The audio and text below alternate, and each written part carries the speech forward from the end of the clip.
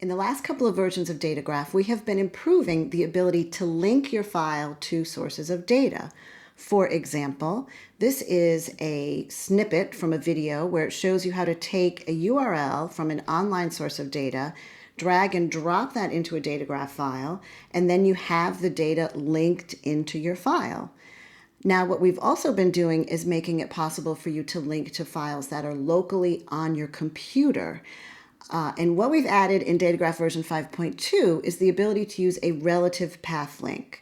Why is this helpful? Well, if you put your files on the cloud or you're sharing files with other people that have links in them to files, then using relative path links is a very, very handy thing to do because you won't break that file link. So if you don't know what this means, you have never used this before, don't worry, I'm going to explain how to use these relative path links for your local files. I will say this also plays really nicely into the video that we did 2 videos ago on the new DataGraph file format, which is also particularly well suited if your files are being saved on the cloud or you're sharing files between people.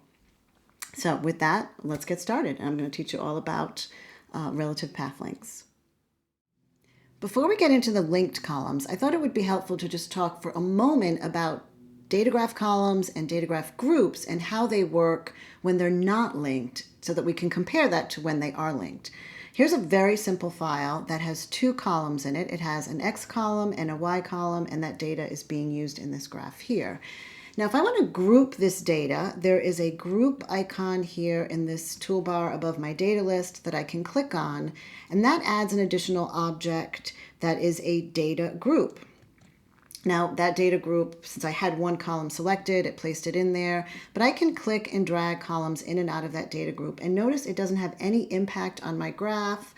It's really just here being used as an organizational tool. I can give it a name, I can put groups within groups. Groups are very handy for a lot of things, but again, this is a group of columns that is not linked. This is data that's saved within my file.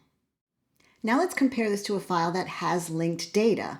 There's a file that's in the DataGraph online examples that you can open to see an example.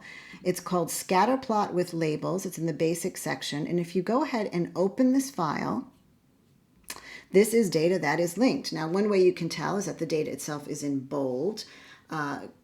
Columns that are calculated or derived columns will always be in bold in DataGraph, so that doesn't necessarily mean it's linked. But if you look over here to this group that contains these columns, notice this has a different icon than the one that was in the last section that I showed you where the data was not linked, where it was just a plain old group of data that used for organizing the data. Here, this column type or this column group type is very specific to linking the data. And in fact, if I expand this open, you'll see where this data is coming from.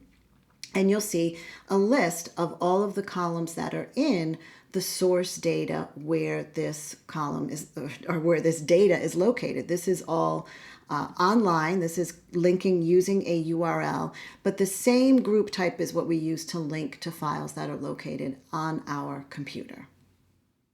Now let me show you from the start, from beginning to end, how do we set up a link to a file on our computer.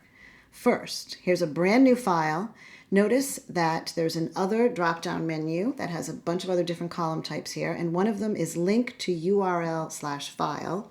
If you create that or click that option, you get the group that we've been showing you, right? That shows you this file icon in the top left-hand corner. Expand this out, and then you can click on the file icon just to the right of where we have URL or local file. That will bring up your Finder window, and sure enough, I have a file here, animals.csv, locally saved on my computer. Go ahead and click open. This creates the link. It doesn't automatically create the actual columns that are in my data table. I can do that by either using these check marks to pick which ones I want, or to do them all at the same time, use the gear menu and select Create Missing Columns. Now I have all my data here, but the issue that you can have, now this is what we added new in version 5.2, is that this is not a relative path link. This is the entire path to this file, including my name. If I'm then sending this file to someone else, then it would be something that they would have to go in and fix the path name for it to work on their computer. So what can I do? Well, first of all, I have the file and my DataGraph file right now saved in the same folder, in my temp folder that I created here. So all I need to do actually is delete this first part of the path. I'm going to put a point there, so it's point slash, hit enter, and nothing happened because it's linking now to this data set. It's linking in a relative manner. This is a Unix type of path references, if you're not familiar with these before. And in addition to having just the file name, I can also include folders in this. So let me go back to where the file is located. And now I'm going to place the animals.csv file into a folder called data. Now, this data right now within my DataGraph file is still in memory, so it hasn't been affected by the fact that I changed where the location is. But if I refresh this, now the links are broken. It's no longer in that location. I can fix this pretty quickly by just typing in data slash, and there's my connection to my data. I went ahead and used a points command to make a scatter graph of this data so that you could see what it looks like. And notice this has to be on a logarithmic scale to get the graph that you see here. And I did this so that we could clearly see when the data is being properly linked and when it isn't. Because one of the things you have to remember about this that's very different than the group mechanism that I showed you right in the beginning of this video, where we had files or columns that are using data saved within my DataGraph file where I could move them in and out of the group. I cannot do that here without breaking my link. Let me illustrate. So if I take one of my objects and I drag it out of the group where I've defined my links, initially it is working here because the information itself is cached within memory, so you still see your data. However, let's see what happens if I save this file. I'm going to close it. And now I'm going to reopen it now. And notice what happened. My column for the brain data is missing. My graph is also missing here. And the actual object itself, if you go over here, you'll notice that in the top left-hand corner of this column object, it has a little red dot. That indicates an error.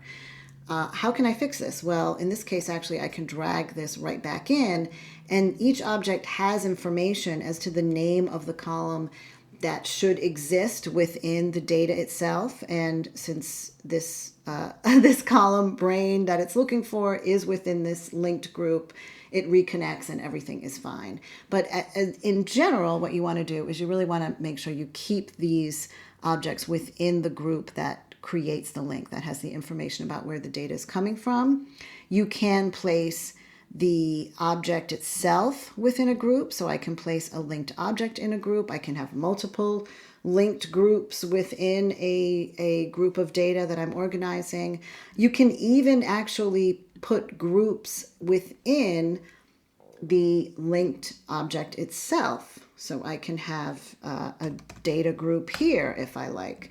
So there are ways to do further organization on these columns that are linked, but they just have to stay within this top level group that has the information on where the data is coming from. I wanted to wrap up by showing you can get some more information on this functionality, as well as show you a couple of more examples of types of relative path names that will work within DataGraph. This is our online documentation, and if you look over here on the left, there's a section for columns.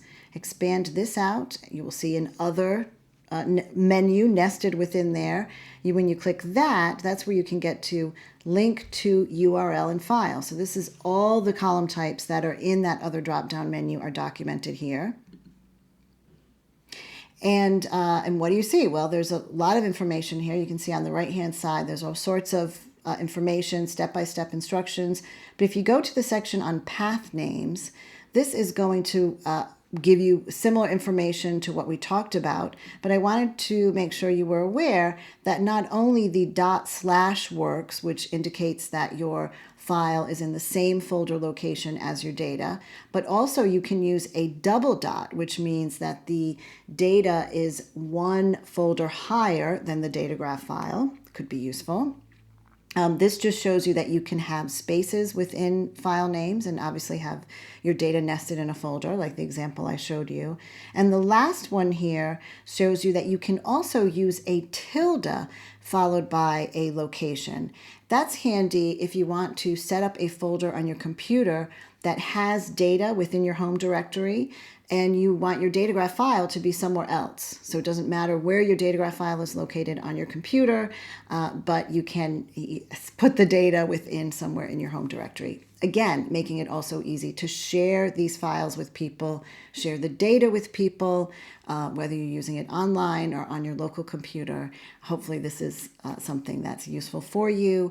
Of course, we appreciate a like and subscribe. And any questions, go ahead and put them down below. And I'll also put a link to this help file in the description of this video as well.